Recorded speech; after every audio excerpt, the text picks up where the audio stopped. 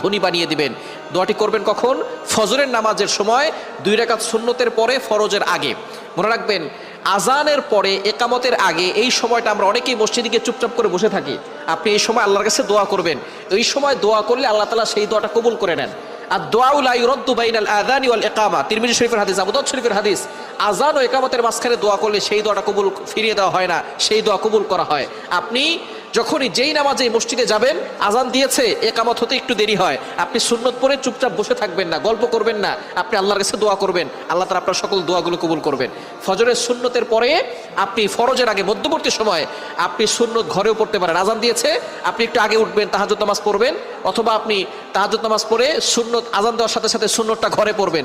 ঘরে পড়ে মসজিদ যদি কাছে হয় তাহলে ঘরে বসে আমল করতে পারবেন, অথবা আপনি চলতে ফিরতে আপনি আমলটা করতে পারবেন। দোয়াটি হচ্ছে লা ইলাহা ইল্লাল্লাহুল মালিকুল হাক্কুল মুবিন। এই দোয়াটা যদি আপনি পড়তে